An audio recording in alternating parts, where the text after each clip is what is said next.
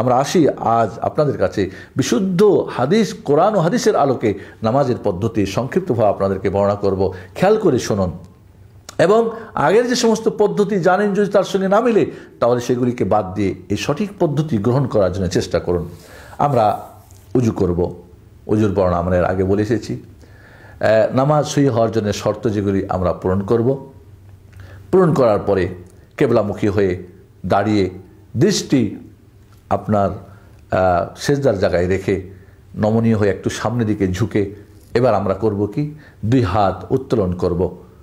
আমরা নামাজের নিয়ত করি কোন নামাজ, এবার আমরা দাঁড়িয়ে গেলাম সেজদার জায়গায় দৃষ্টি রেখে এবার কেবলামুখী হয়ে নামাজ শুরু করব। নামাজ শুরু করব, মনে রাখতে হবে আল্লাহর সামনে দাঁড়িয়েছেন।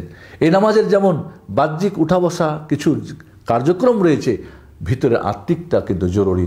ভিতরের খুশু এবং খুজু জরুরি।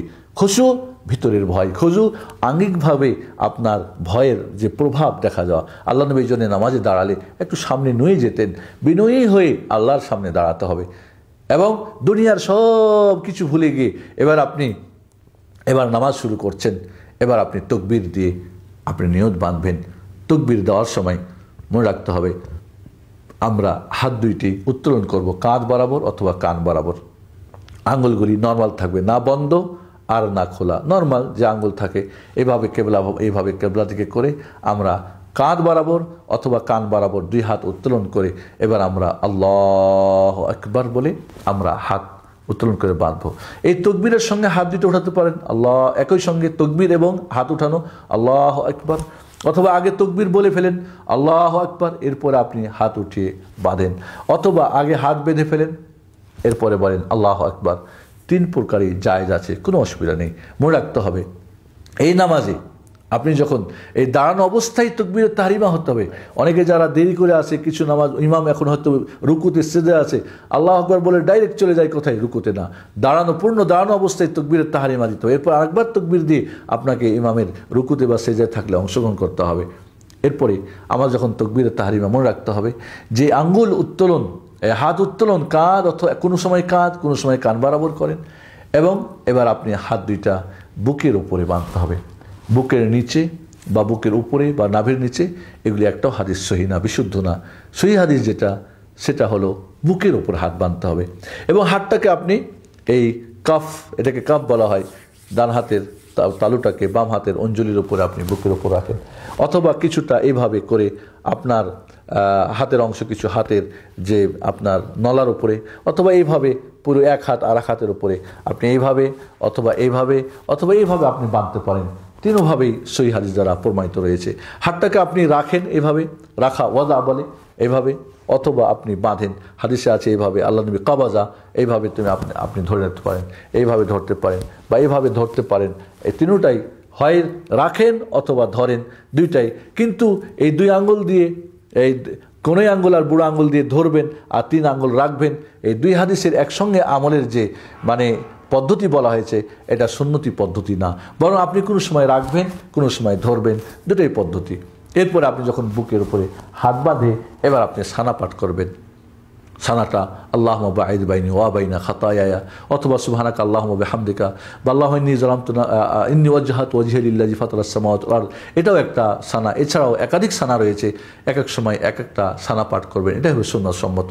সানা পাঠ হয়ে গেলে এরপরে আউযু বিল্লাহি মিনাশ শাইতানির রাজিম, এরপরে বিসমিল্লাহির রহমানির রহিম বলে সূরা ফাতিহা পূর্ণটা পাঠ করতে হবে।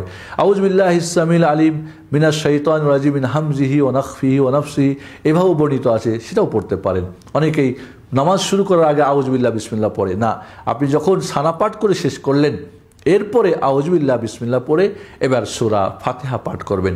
জোরে কেরাত যদি হয়, যেমন মাগরিবের প্রথম 2 রাকাতে, এশার প্রথম 2 রাকাতে, ফজরের 2 রাকাতে, জুমার নামাজে, ঈদের নামাজে, সেক্ষেত্রে জোরে কেরাত করবে এবং একটা একটা করে আয়াত পড়বে। আলহামদুলিল্লাহি রাব্বিল আলামিন, এখানে বিসমিল্লাহ আল্লাহ নবী জোরেও পড়েছেন আস্তেও পড়েছেন, তবে শেষ যেটা আমল তার সেটা নীরবে পড়েছেন, এটাই উত্তম।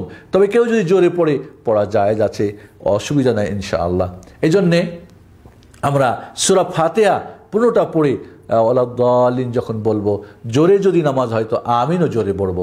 এমনকি মুক্তাদিরা পিছনে থাকলে ইমাম সাহেব যখন আমিন বলা শুরু করবেন তখন তারাও জোরে আমিন বলবেন।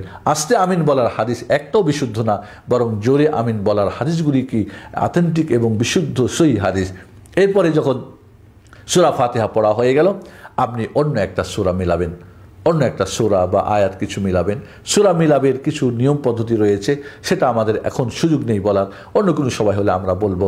এবার অন্য একটা সূরা মিলিয়ে এরপরে আবার আল্লাহু আকবার বলে কাঁধ অথবা কান বরাবর আপনার হাত উত্তোলন করে আপনি রুকুতে যাবেন। রুকুতে গিয়ে হাত আঙুলগুলি ফাঁকা রেখে মজবুত করে হাঁটুটা ধরবেন এবং মাথা, পিঠ এবং পিছনটা বরাবর হতে হবে, বরাবর হতে হবে। এটা হলো সুন্নত। যদি কোনো সমস্যা না থাকে, কোমরে ব্যথা না থাকে বা পেট মোটা না হয়, তাহলে বরাবর হতে হবে। এবং সুন্দর করে এখানে আপনাকে সুবহান রব্বিল আযীম কমপক্ষে একবার বলা ওয়াজিব, অতিরিক্ত বলা সুন্নত। সুবহান রব্বিল আযীম, সুবহান রব্বিল আযীম। এছাড়া আরও যে দোয়া রয়েছে সুবহানাকা আল্লাহুম্মা ওয়া বিহামদিকা বা সুবহান কুদ্দুসুন রব্বুল মালায়েকাতুর রূহ বা অন্য অন্য আরও যে দোয়া রয়েছে সেই দোয়াগুলা পড়বে সুযোগ যদি হয়। পড়ে এবার আবার রুকু থেকে ওঠার সময় সামি আল্লাহু লিমান হামিদা বলে আবার দুই হাত উত্তোলন করবে, আবারও দুই হাত কাঁধ অথবা কান বরাবর উত্তোলন করবে এবং হাত ছেড়ে দেওয়ার চাইতে হাত আবার বেঁধে নেওয়াটাই উত্তম। যদি ছেড়ে দেয় সেটাও জায়েজ আছে। তাহলে আমরা হাত উত্তোলন করেছিলাম তাকবীরুত তাহরিমার সময়, প্রতিবার রুকুতে যাওয়ার সময়, প্রতিবার রুকু থেকে সামি আল্লাহু লিমান হামিদা, এরপরে বলবে রব্বানা ওয়ালাকাল হামদ বা রব্বানা লাকাল হামদ বা আল্লাহুম্মা রব্বানা লাকাল হামদ বা আল্লাহুম্মা রব্বানা ওয়ালাকাল হামদ। এই ধরনের শব্দ ব্যবহৃত আছে, যে কোনো একটা পড়লেই যথেষ্ট। অতিরিক্ত পড়তে চাইলে হামদান কাসীরান তাইয়িবান মুবারাকান ফি। এছাড়া আল্লাহুম্মা মিলাআস সামাওয়াতি ওয়া মিলাল আরদি ওয়া মা বাইনাহুমা, এইভাবে আরও যে দোয়া আছে পড়তে চাইলে পড়তে পারবে যদি সুযোগ হয়, একাকী যদি নামাজ হয়। এভাবে রুকু থেকে উঠে সোজা দাঁড়াতে হবে। সোজা দাঁড়ানো এটা একটা নামাজের ফরজ এবং রুকুন। সোজা দাঁড়ানোর পরে যখন প্রত্যেকটা অঙ্গ প্রত্যঙ্গ যার গিরাগুলি আপন আপন জায়গায় পৌঁছে যাবে, এরপরে আবার আল্লাহু আকবার বলে এবার সেজদায় যাবে। সেজদায় যাওয়ার সময় হাত দুইটা আগে দিবে, এরপরে হাঁটু দিবে, এটাই সর্বোত্তম। কেউ যদি আগে হাঁটু দেয় এরপরে কি দেয়, হাত দেয়, তবুও জায়েজ রয়েছে। তারপরে যখন সেজদায় চলে যাবে তখন হাত দুইটি কান বরাবর অথবা কাঁধ বরাবর রাখতে পারবে। সেজদার এবার সেজদা করবে 7টা অঙ্গের উপরে, দুই হাত, দুই হাঁটু, দুই পার আঙুলগুলি কেবলামুখী করে এভাবে, আর নাক এবং কপাল, এই 7টা অঙ্গের উপরে কি আপনার সেজদা করা ফরজ, মনে রাখতে হবে, রুকুন এটা। 7টা অঙ্গের উপরে এবার সেজদায় হাত দুইটা পাঁজর থেকে দূরে রাখবে যতদূর সম্ভব। জামাতে যদি হয় অন্যকে কষ্ট না দিয়ে, একাকী যদি হয় বা ইমাম হয়, তাহলে আল্লাহ নবী আলাইহিস সালাতু ওয়াস সালামের দুই বগলের শুভ্র সাদা অংশ দেখা যেত। এরপরে সুন্দর করে আপনি রুকু এবং রুকু যখন সেজদা যখন করবেন তখন নারী এবং পুরুষ সব একই নিয়ম, কোনো পার্থক্য নেই। আপনাকে পিছনটা মাটি থেকে উঁচু রাখতে হবে, আপনার পিছনের পা দুইটা একটা একটার সঙ্গে লাগিয়ে দিতে হবে। কেউ যদি খোলাও রাখে তবু জায়েজ আছে, দুইটা পা একসঙ্গে পিছনে বন্ধ করে দিতে হবে। এবং 7টা অঙ্গের উপরে এবার সেজদাকে দোয়া পড়তে হবে, সুবহান রব্বিল আলা, একবার পড়া ওয়াজিব, অতিরিক্ত পড়া সুন্নাত, সুবহান রব্বিল আলা। অন্য অন্য দোয়া পড়তে চান সেগুলি পড়তে পারেন। এরপরে ধীর স্থিরভাবে এই সেজদা করতে হবে। এরপর আল্লাহু আকবার বলে উঠবেন। ডান হাত ডান উরুর উপরে, বাম হাত বাম উরুর উপরে, অথবা ডান হাত ডান হাঁটু এবং বাম হাত বাম হাঁটুর উপরে রেখে দিয়ে আপনি এবার দুই সেজদার মাঝের দোয়া, সোজা বসে দুই সেজদার মাঝের দোয়া পড়বেন। রব্বিক ফিরলি একবার পড়া ওয়াজিব, অতিরিক্ত সুন্নত রব্বিক ফিরলি বা রব্বিক ফিরলি ওয়ারহামনি ওয়াহদিনি ওয়াফিনি অজবরনি ওয়াহদিনি অরজুকনি, এইভাবে দোয়া আপনি পড়বেন। পড়ার পরে এবার আবার আল্লাহু আকবার বলে আবার আপনি সেজদায় যাবেন। সেজদায় সুন্দর মতো আগের নিয়মেই সেজদা করবেন। সেজদা থেকে উঠে এবার আপনি আবার আল্লাহু আকবার বলে উঠবেন। আল্লাহু আকবার বলে উঠে আপনি জালসা ইস্তেরাহ মানে সোজা বসে এরপর আবার হাতে ভর দিয়ে উঠবেন অথবা হাঁটুতে ভর দিয়ে উঠবেন। হাতে ভর দিয়ে ওঠাটাই উত্তম। কেউ যদি হাঁটুতে ভর দিয়ে উঠে সেটাও জায়েজ রয়েছে। এখানে সোজা বসে তারপরে উঠা, এটা জালসা ইস্তেরাহ বলে। এইটা যদি কেউ না করে, ডাইরেক্ট উঠে যায়, তবু জায়েজ আছে। এবার উঠে গিয়ে আবার পূর্বের নাই আপনার ডান হাত বাম হাতের বুকের উপরে রেখে এবার আবার আপনি যদি আউযুবিল্লাহ পড়েন জায়েজ আছে, না পড়েন জরুরি না, বিসমিল্লাহ সহ সূরা ফাতিহা পড়বেন, অন্য একটা সূরা মিলাবেন, মিলে আবার পূর্বের নাই আল্লাহু আকবার বলে হাত উত্তোলন করে রুকু করবেন। রুকুর দোয়া ঠিক মতো রুকু করবেন, রুকু করার পরে আবার সোজা সামি আল্লাহু লিমান হামিদা রব্বানা ওয়ালাকাল হামদ হামদান কাসীরান তাইয়্যিবান মুবারাকান ফি পড়ে আপনি এবার সোজা দাঁড়িয়ে আবার পূর্বের ন্যায় আপনি আল্লাহু আকবার বলে এবার আপনি যাবে হাত বুকে বাঁধবেন, এটাই উত্তম বলেছি। রুকু থেকে উঠে কেউ যদি ছেড়ে দেয় সেটাও জায়েজ আছে, কোনো অসুবিধা নেই ইনশাআল্লাহ। এরপর আবার আল্লাহু আকবার বলে সেজদায় হাতের উপর ভর দিয়ে সেজদা করবে, আর হাঁটুর উপরে যদি করে সেটাও জায়েজ আছে। সেজদা আগের মতো প্রথম রাকাতের মতো এবারও কি করবে, দ্বিতীয় সেজদা করবে। সেজদা করে দ্বিতীয় রাকাত কমপ্লিট হয়ে গেলে এবার বসে আত্তাহিয়াতু লিল্লাহি ওয়াসসালাওয়াতু ওয়াত-তাইয়্যিবাতু আসসালামু আলাইকা আইয়ুহান নাবিয়্যু ওয়া রাহমাতুল্লাহি ওয়া বারাকাতুহু আসসালামু আলাইনা ওয়া আলা ইবাদিল্লাহিস সালিহিন আশহাদু আল্লা ইলাহা ইল্লাল্লাহু ওয়াহদাহু লা শারীকা লাহু ওয়া আশহাদু আন্না মুহাম্মাদান আবদুহু ওয়া রাসূলুহু। আত্তাহিয়াতু পর্যন্ত পড়বে প্রথম বৈঠকে। যদি দুরূদ পড়ে তো সেটা উত্তম। প্রথম বৈঠকেও দুরূদ পড়া যায়, যারা বলেন যে দুরূদ পড়লে সুজদা করতে হবে এটা ঠিক না, বরং প্রথম বৈঠকেও দুরূদ পড়া সুন্নত। এরপরে বৈঠক হয়ে গেলে দুই হাতে ভর দিয়ে এবার উঠে যাবে আল্লাহু আকবার বলে, অথবা হাঁটুতে ভর দিয়ে উঠলেও জায়েজ আছে। উঠে আবার হাত উত্তোলন করবে, উত্তোলন করে হাত বাঁধবে। তাহলে 4 জায়গায় হাত উত্তোলন হয়ে গেল। তাকবীরে তাহরিমার সময়, প্রতিবার রুকুর করার সময়, প্রতিবার রুকু থেকে ওঠার সময়, এবং প্রথম বৈঠক থেকে উঠে এবার আপনি যখন আবারও উঠে হাত বাঁধবেন তার আগে আবারও তা কী করে হাত উত্তোলন করে তারপরে বাঁধা, এটাকে রাফউল ইয়াদাইন বলে। 2 হাত উত্তোলন করা। এই 4 জায়গাতে সহিহ বিশুদ্ধ হাদিস দ্বারা সুসাব্যস্ত এই সুন্নতটা যে করবেন, প্রত্যেকবার হাত উঠালে 10টা করে নেকি বেশি পাবেন। তাহলে 4 রাকাত বিশিষ্ট নামাজ হলে 100 নেকি বেশি হবে, 2 রাকাত বিশিষ্ট হলে 50 নেকি বেশি হবে। যারা এই হাদিসটাকে মানবেন না তারা নেকি থেকে বঞ্চিত হবেন, কারণ এটা সুন্নত। এর ফলে আপনার নামাজের নাম্বার কমে যাবে। আল্লাহ নবী এই জন্যই বলেছেন, কেউ 10 ভাগের 1, কেউ 2, কেউ 3, কেউ 4, কেউ 5, কেউ 6, এইভাবে 10 নম্বর পুরো পেতে হলে সুন্নতগুলিকে ভালো করে আমরা আমল করার চেষ্টা করব।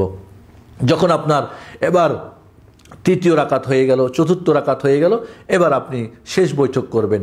প্রথম বৈঠকে বসার নিয়ম হলো বাম পা পেড়ে দিয়ে এর উপরে বাম নিতম্ব পাছাটা এর উপর রেখে দিয়ে ডান পা খাড়ো করে আপনি কি করবেন, তাশাহুদ করবেন। কিন্তু দ্বিতীয় বৈঠক যদি হয় সেক্ষেত্রে আপনি বাম পাটা ডান পার নলার নিচ দিয়ে বের করে দেবেন এবং বাম নিতম্বর উপরে আপনি মাটিতে ঠেকে বসবেন।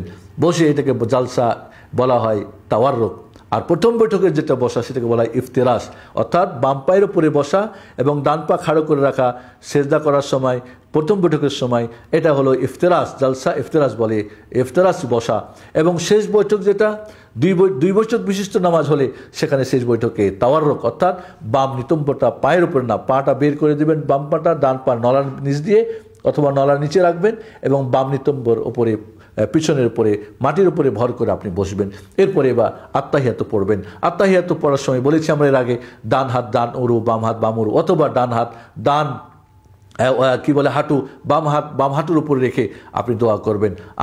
তাশাহুদ পড়ার সময় আপনি এইভাবে আঙুল 3টা, এই 2টা আঙুল বন্ধ করে এইভাবে আপনি এটাকে গোল করে বড় আঙুলটা শাহাদাত আঙুলের উপর রেখে দিয়ে ডান হাত এভাবে আপনি নড়াতে থাকবেন, এইভাবে নড়াতে থাকবেন শেষ সালাম পর্যন্ত। এবং আপনার দৃষ্টি তখন থাকবে কোথায়, অন্যান্য সময় শুধু সেজদার জায়গায় আপনার দৃষ্টি থাকবে। এবার আপনি তাশাহুদ পড়ার সময় প্রথম বা দ্বিতীয় আঙুল নড়াবেন এবং তার দিকে দেখবেন। কেউ যদি একবার আঙুল নড়া দেয় সেটাও জায়েজ আছে, বা 11 বার নড়ার কথা কেউ বলেছেন যেখানে দোয়া আছে সেখানে, অথবা পুরো সময়টা আঙুল নড়াতে থাকে সেটাও উত্তম এবং শয়তানের অসুস্থ থেকে বাঁচা যায় এর দ্বারা। এভাবে যখন আপনার আত্তাহিয়াতু পড়বেন, দুরূদ শরীফ পড়বেন, দোয়া মাসুরা পড়বেন, অতিরিক্ত আরও দোয়া পড়তে পারবেন আপনার ইচ্ছা মতো দোয়া পড়ে এবার আপনি ডান দিকে সালাম ফিরবেন, আসসালামু আলাইকুম ওয়া রাহমাতুল্লাহ, আসসালামু আলাইকুম ওয়া রাহমাতুল্লাহ। এইভাবে আপনার নামাজ শেষ হয়ে যাবে। সালাম ফিরার 3 ধরনের শব্দ আছে। একটা হলো ডান দিকে আসসালামু আলাইকুম ওয়া রাহমাতুল্লাহ, আসসালামু আলাইকুম ওয়া রাহমাতুল্লাহ, একটা পদ্ধতি। আর একটা হলো ডান দিকে বারাকাতু বাড়িয়ে দেওয়া, আসসালামু আলাইকুম ওয়া রাহমাতুল্লাহি ওয়া বারাকাতু, বাম দিকে আসসালামু আলাইকুম ওয়া রাহমাতুল্লাহ, ব্যাস। অথবা ডান দিকে বলবেন আসসালামু আলাইকুম ওয়া রাহমাতুল্লাহ আর বাম দিকে বলবেন আসসালামু আলাইকুম, ব্যাস। এই 2 দিকে সালাম ফিরে আপনি নামাজ থেকে এবার আপনি বের হয়ে গেলেন।